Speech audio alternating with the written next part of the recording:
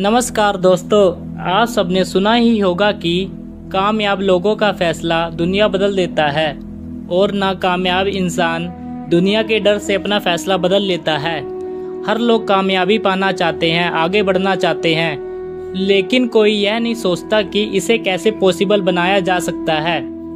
कामयाब होने के लिए हर इंसान को कुछ अलग सा कर दिखाना होता है। ऐसा करे कि दुनिया उसे बाकी सबसे अलग माने।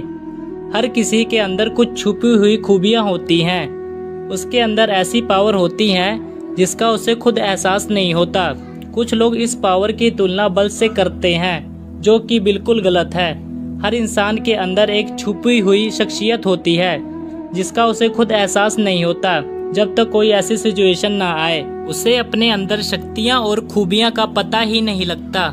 व्यक्ति के पर्सनैलिटी उसके जीवन में अहम हिस्सा डालती है, क्योंकि वह उसे खुद बनाता है। चलिए आइए इस वीडियो में देखते हैं कि जब इंसान की परिस्थिति उसके जीवन में क्या प्रभाव डालती है, उसकी पावर कैसे सिचुएशन में उसे संभालती है और व्यक्तित्व उसे कैसे दर्शाती है।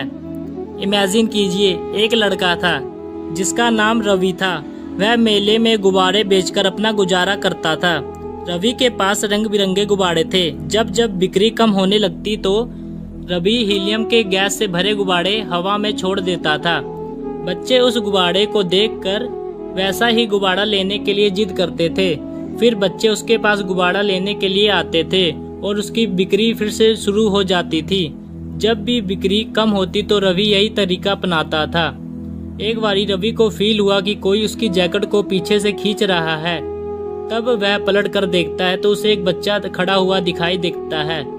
बच्चा उससे पूछता है कि ब्लैक कलर के गुब्बारे को अगर ऊपर उड़ाया जाए तो वह उड़ेगा या नहीं। बच्चे के इस सवाल ने रवि के मन को छू लिया। तो रवि ने बच्चे को बताया कि गुब्बारा अपने रंग की वजह से नहीं उड़ता, उसके अंदर भरी गैस की वजह से उड़ता है। ऐसा ही हमारे जीवन में यह प्रिंसिपल लागू होता है कि यह अहम चीजें हमारी अंदरूनी शख्सियत है। अंदरूनी शख्सियत से हमारा नजरिया बनता है, वही हमें ऊपर उठाता है। हार्वर्ड यूनिवर्सिटी के विलियम जेम्स का कहना है कि हमारी जनरेशन की सबसे बड़ी खोज यही है कि इंसान अपना नजरिया बदलकर जिंदगी को बेहतर बना सकता है। इससे हमारी पर्सनैलिटी में भी काफी प्रभाव पड़ता है। क्या व्यक्तित्व केवल पढ़े लिखे लोगों में होता है? क्या व्यक्तित्व केवल अमीर लोगों के लिए बना है? क्या हम व्यक्तित्व को नेगेटिव से पॉजिटिव बना सकते हैं? आइए आपका आंसर एक स्टोरी के जरिए देता हूँ और देखते हैं इसमें क्या सच्चाई है। सुबह का समय था। बच्चे स्कूल पढ़ने के लिए जा रहे थे। स्कूल में पढ़ने वाले दो स्टूडेंट अमर और उदित साफ यूनिफॉर्म पहने हुए हंसते हुए स्कूल जा रहे थे। फिर वो लोग ऐसी सड़क पर पहुंच गए जहां से कम लोग आते जाते थे। उस रास्ते पर चलते चलते अचानक वो दोनों रुक गए, डरते हुए अपने सामने की ओर देखने लगे।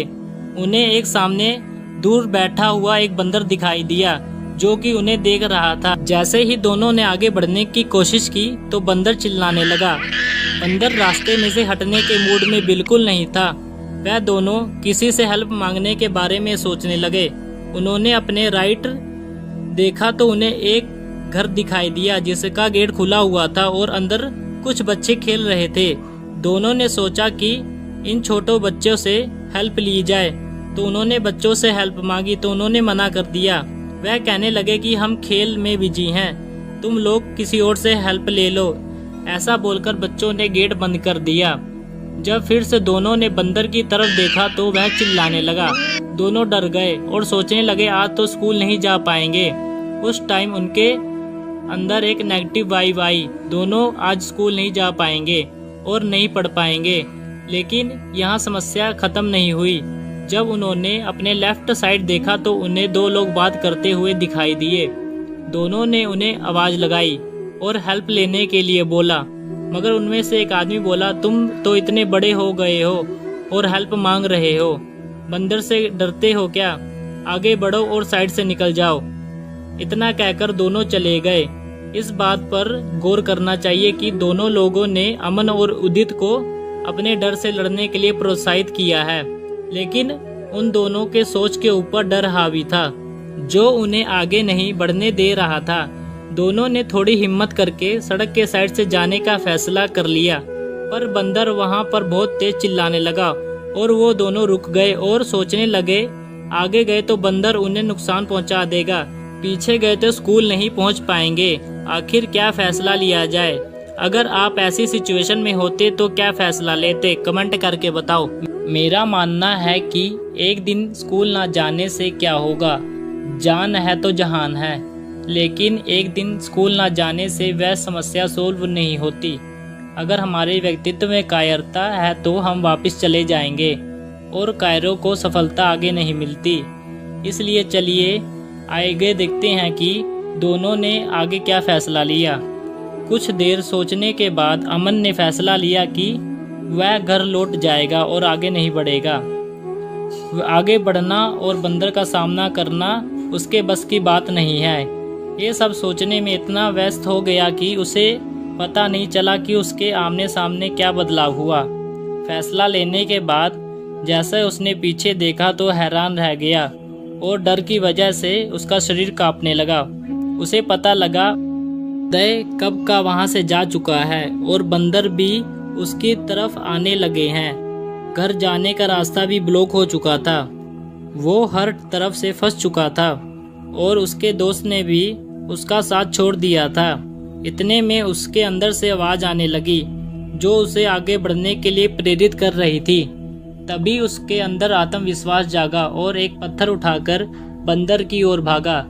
बंदर चिल्लाने की वजह वहां से जान बचाकर भाग गया और स्कूल जाने का रास्ता खुल गया।